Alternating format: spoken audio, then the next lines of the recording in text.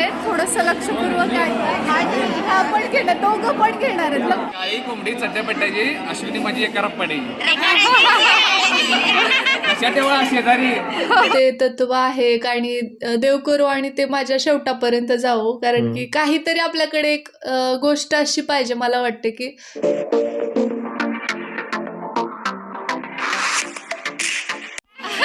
कसं वाटतंय सोनबाई दुसऱ्या आलं, सगळं टेन्शन दूर झालं. होय एकच टेन्शन होतं. होय.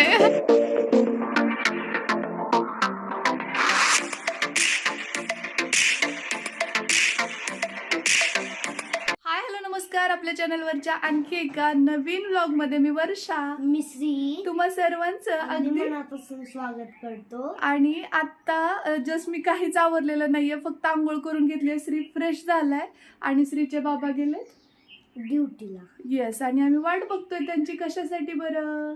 कारण की माझा एक मित्र आहे, ते तुम्ही हे तर पाहिलाच असेल, हळदी कुंकूच्या इथं. त्याचं नाव शिवांश आहे. त्यांच्या काकांचं लग्न आहे, तिथं आम्ही जाणार आहोत. येस, तर त्यासाठी आता मी पटकन तयार होते.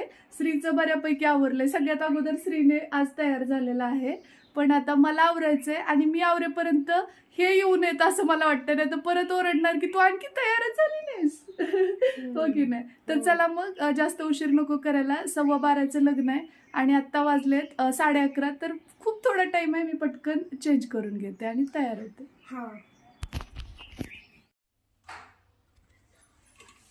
रेडी झाली आहे मी. हे पण आलेले आहेत.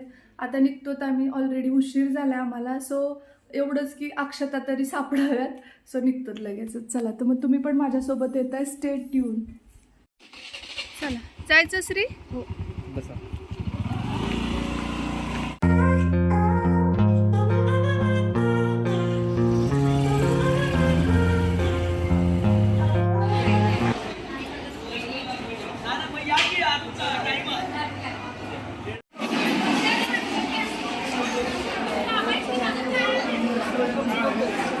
बरं झालं, ॲटलिस्ट अक्षता टाकायला तरी आम्ही पोहोचलो. आणखी थोडासा वेळ आहे आणि जेवताना तर थोडंसं दाखवते तुम्हाला मेनू काय असणार आहे काय नाही ते. आणि इकडे बघा लेडीज बसलेत, सगळं काही वेटिंगवर आहेत.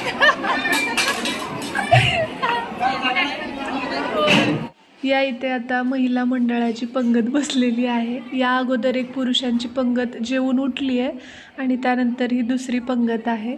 तर या बाजूला तुम्हाला दिसत असेल, मी झूम करून दाखवते. हे बघा, इकडे विधी चालू आहेत लग्नानंतरचे. आम्हाला वाटत होतं की पोहोचतोत की नाही वेळेत, परंतु अगदी कट्टाकट्टी टायमिंगमध्ये आम्ही पोहोचलो. अक्षता सापडल्या, परंतु शूट नाही घेता आलं कारण की आपण सगळे अक्षता टाकण्यात बिझी असतो आणि ते राहून गेलं माझं. सो जेवण रेडी आहे.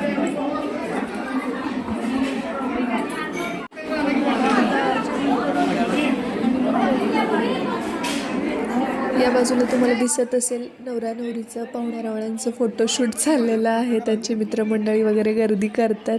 तर हे सगळ्या लग्नात आपण पाहतोच अगदी तसंच. सो जाऊया आपण पण वर थोड्या वेळाने. काय रडतोयस रे? काय झालं? तर आत्ताच जेवण वगैरे झालेलं आहे आणि पाहू शकता इकडे नवरा नवरी हे बसलेले आहेत आता जेवायला आणि श्री त्यांच्यासोबत आहे. आणि लग्नाच्या अक्षता ज्या होत्या त्याचं मी शूट करू शकले नाही, तिथे मग शूटिंग करतानाही आलं. सो आय होप तुम्ही समजू शकताय. आणि आत्ता मी थोडंसं दाखवेन वरती स्टेजवरती जाऊन, बट हे आल्यानंतर. So stay tune. कसं वाटतंय सोनबाई दुसऱ्या आलं, सगळं टेन्शन दूर झालं. होय, एकच टेन्शन होतं. होय. काल एवढा दंगा 3 वाजेपर्यंत. हो का? रात्री? अरे बाप. होय. हळद होती, खूप आमच्या नाचवलं आमच्या. हो का? अच्छा, ते माहितीच नाही. आणि श्री बोलत होता जायचंय म्हणून, पण मला ते एडिटिंग करायचं होतं त्यामुळे झालं नाही. तुम्ही या साईडला येताय का? स्मेल असते. एकच मिनिट.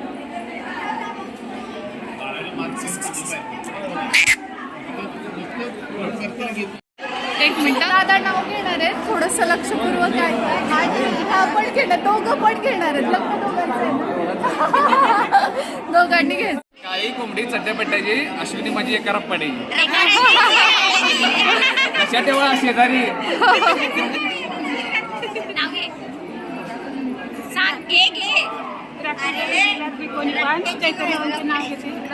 मला कुठं घालणार आहे, तुम्हाला घालणार आहे. छान छान छान. निघालेलो आहोत आम्ही आता, सगळं जेवण वगैरे आटोपले आणि मस्तपैकी छान झालं लग्न आणि नवरा नवरी पण मस्त आहेत. तर आता घरी जातोय. श्री दाखवते मी तुम्हाला. तुझा फ्रेंड शिवांश कुठे आहे रे? शिवांश कुठे आहे? ती गेलं घरी, माझ्यासोबत नाही खेळलं त्यानं. खेळलं नाही, आज त्याच्या काकाचं लग्न आहे, तू खेळत कसा बसेल रे बाळा? हा, मग ते थोडा वेळ खेळत होता ना तिथं. मग तेवढा वेळ पण म्हटलं तर त्याच्या काकाचं लग्न म्हटलं, आज तो कसा खेळणार बघ, सांग बरं. चलो जायचं घरी. हो. श्री जेवला नाही? आलोय आम्ही आता घरी. आवरते मी, चेंज करते साडी वगैरे. आणि हे बघा, लग्नाहून आल्यानंतर जरा वेळ मी आराम वगैरे केला. आज आराम इन द सेन्स झोपले नाही, पण थोडंसं त्यातल्या त्यात रेस्ट घेतली. तुमच्या कमेंट्सना बऱ्यापैकी रिप्लाय दिले. आणि इकडे बघा श्री एवढी मेहनत करून एवढं ही बनवलंय. खूप मेहनत केली. हो, खूप जास्त. त्याची क्रिएटिव्हिटी चालू असते. काय करायला एवढे खुर्च्या इथं कशाला ठेवलंय? मी तर ट्रॅक वगैरे बघायलोय. काय पाश वगैरे बघायलो, किल्लो वगैरे बघायलो. काय केलंय ते बघू दे मला. हे दोन इथं बसायचं आणि खिचून आहे ना, ह्याला दळून असं बघायची काय गरज नाही. ह्याला असं दोन बोटांनी धरायचं आणि असं बघायचं आणि बघायला ना प्लांट सगळंच दिसते ना. प्लॅनेट दिसतं तिथनं? हा. अरे बापरे. ह्याला हलवायला पण येतं असं. होय. अरे भारीच केले की. आणि आणि एक बोट आणि एक डोळा बंद करायचा आणि हा डोळ्यानं असं बघायचं. होय. हो. आता एक याला पण येते बघायचं. हा, हे बघ, ह्याला धरायचं आणि असं उचलायचं. ओके. काहीच लागत नाही. आणि जायचं कसं सांगू? नको आता ह्याच्यात सांगू. एक पाय अडकवायचा आणि हिचा पाय आणि इथं हात धरायचा आणि कसं वरी चढायचं. ओके. आणि ह्यातून पण बघायला येते आणि इथून प्लॅनेट बघायला येते. प्लॅनेट इथून ह्याच्यातून प्लॅनेट बघता येते.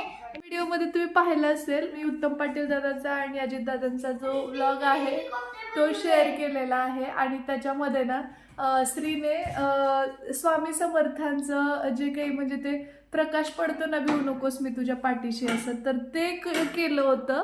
आणि टॉर्च अशी ठेवली होती इथे अंडरआर्म्सच्या खाली आणि तिथून अशी असा हात ठेवून तुम्ही ते नीट पहा एकदा. खूप सुंदर क्रिएटिव्हिटी होती त्याची ती. आणि आज पण हे दररोज वेगळं वेगळं काय तर चालू असतं त्याचं. मी तिकडे हेलिकॉप्टर बनवलंय बघायचं. हो, ही बघ, इकडे किचन मध्ये हेलिकॉप्टर बनवले, बघूया कसं आहे ते. ही बघा, इथून सोनेरी रंग आहे आणि कलर मारलास त्याच्यावर. हो, सोनेरी कलर आहे इथून आणि खितून चिमटा लावून याला बसवलंय. आणि ही असं एवढे मोठे पत्ते आहे, त्यांनी हवेत उडते. हेलिकॉप्टरच्या पण वड्या उडते आणि घरूच्या पण वडी उडते. उडून एकदम उंच उडते. बघायचं. ही बघा, ही बघा, हे पण कसं उडवायचं असते सांगू? ही बघा, असं उडवायचं. उडते असं केलं. आता सायंकाळचे 5:30 वाजतायत आणि मग श्रीला दूध दिलं आणि इकडे भांडे घासून घेते मी, कारण की सकाळपासूनचे म्हणजे नाश्त्याचे वगैरे भांडे तसेच होते. आणि परत घरी आल्यास श्रीला थोडंसं बनवलं होतं खायला, ते पण भांडे पडले होते. त्यानंतर दिवा लावायला घेतला मी, कारण आता 6 वाजत आलेत. म्हणजे सायंकाळच्या वेळी धूप दीप लावल्यानंतर जरा घरात छान प्रसन्न वाटतं, पॉझिटिव्ह व्हायब्रेशन्स येतात. जेव्हा सायंकाळच्या वेळी मी दिवा लावते ना, तर श्रीला लगेच क्लिक होतं की अरे आता टाईम झाला शुभम करू, तिचा आईने दिवा लावलाय, तर तो येऊन बसतो लगेच. तर हे बघा एवढे छान असे मोड आलेले आहेत. आज मटकीची भाजी करावी असं म्हटलं होतं, पण यांचा फोन आलेला की अंड्याची भाजी कर आज, म्हणून अंडे उकडायला टाकले. नंतर इकडे अंडे उकडून झालेले आहेत. एका बाजूला गॅसवर कढई ठेवली आहे, त्यात तेल टाकले गरम करायला, लसूण वगैरे फोडणी देते आणि कांदा सुद्धा टाकते. त्यासोबतच या ठिकाणी तुम्हाला दिसत असेल हा आहे येसूर. अंडे सोलून अगोदरच घेतले होते मी. सो इकडे अंड्याची भाजी झाली आहे. तर इकडच्या बाजूला भाकरी थापून घेते, तुम्हाला दिसत असेल. आणि शक्यतो नॉनव्हेज असेल ना, म्हणजे अंडे असतील किंवा चिकन मटन मासे काही जे असेल त्यासोबत भाकरी जास्त आवडते यांना. आणि स्त्रीला पण थोडंसं चेंज म्हणून मग मी भाकरीच करायला घेतल्या. आणि डेली बेसिसवर पण शक्यतो रात्रीच्या वेळी भाकरी सकाळी चपात्या असंच असतं. तर आता हे पण यायचा टाईम झालेला आहे आणि बेल वाजतीये. आले बघा आमचे साहेब. श्रीमंत साहेब आले बघा आमचे श्रीमंत साहेब म्हणतोय. आता आम्ही जेवायला बसलेलो आहोत. तर आता जेवायला वाढून घेतलंय मी. काय बनवलंय ते आता श्रीमंत सरकार तुम्हाला सांगतील. तुम्ही म्हणाल हाताला काय लागलंय, तर हे ना मी त्याला अर्धा चंद्रकोर लावलेली होती कुंकाची, त्यासाठी कुंकू कालवलेला आहे आणि त्याचा व्हिडिओ मी अपलोड केलेला आहे, शॉर्टला आहे. एकदा चेकआउट नक्की करा. खूप जबरदस्त बोललाय तो. तुम्हाला कसं वाटलं ते मला कमेंटमध्ये नक्की सांगा. आणि आता मेनू पाहूया. हाय तर करा सगळ्यांना, नमस्कार तर करा. नमस्कार मंडळी. आणि आजचा मेनू एकदम जबरदस्त आहे. हे आपली ज्वारीची भाकरी आहे आणि स्पेशल मला खूप आवडते. आणि हे अंडा करी आज विशेष आहे.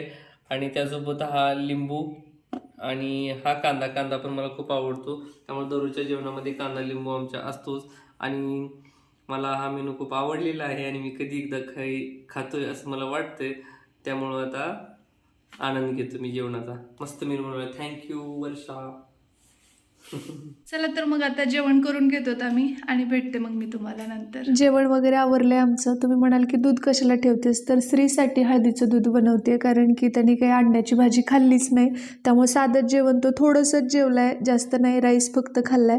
आणि त्यामुळे मग म्हटलं की त्याला थोडंसं दूध देऊया. आणि याच्यात गुळ पण घालते मी. आता कपडे बदलून घेते. बऱ्याच आमच्या जवळच्या लोकांना असं वाटत असेल की लग्नानंतर हिला काहीही येत नव्हतं, आज एवढ्या गोष्टी बनवायला लागली नवीन आम्हालाही माहीत नाही, अशा आश्चर्य व्यक्त करत असतील. कारण ज्यावेळेस लग्न झालं ना त्यावेळेस हिला फक्त चपात्या सोडलं तर काहीही यायचं नाही. तिला भाज्या पण नीट येत नव्हत्या. वरण भात लावणे हा आणि चपाती, बाकी काहीही जमत बेसिक बोललं नव्हतं. तर हेच. आणि चहा. हा चहा. हो, तर एवढंच. बाकी म्हणजे भाकरी तर तिला येतच नव्हत्या. पुरणपोळीचा स्वयंपाक मला येत नव्हता. भाकरी अजिबातच येत नव्हता. इवन स्त्रीचा जन्म होईपर्यंत सुद्धा मला भाकरी अशा छान भाकरी जमायची, पण अशा फुगून वगैरे ते मला खूप विशेष वाटतं जेव्हा माझी भाकरी फुगते. तुम्ही बघितलं असेल माझी एक्साइटमेंट. फुगली म्हणून ते त्यामुळे आहे, कारण की अगोदर येत नसेल. आणि अजून पण बरेच विचारतात, आता ब्लॉग बघतात ना त्यांना माहीत झालेलं आहे की बाबा वर्षाला आता सर्व काही स्वयंपाक येतो.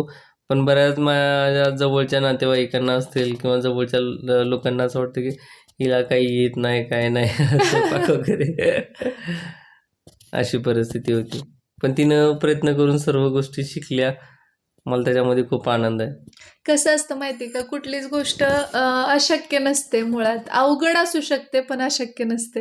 आणि आपण ठरवलं ना तर काहीही करू शकतो. तर स्वयंपाक ही खूप साधी गोष्ट आहे असं मला तर वाटतं. म्हणजे नाही का, इतकं काय त्याच्यामध्ये मंत्र वगैरे उच्चार करायची गरज नाही. थोडंसं फोकस करायचं. आणि एवढं मात्र मला कळालंय की स्वयंपाक जेव्हा आपण करतो, कुठलाही पदार्थ बनवतो, त्यावेळेस आपल्यातलं काहीतरी त्याला द्यायचं असतं. ते गुलाबजामुन पिक्चरमध्ये आहे बघा डायलॉग.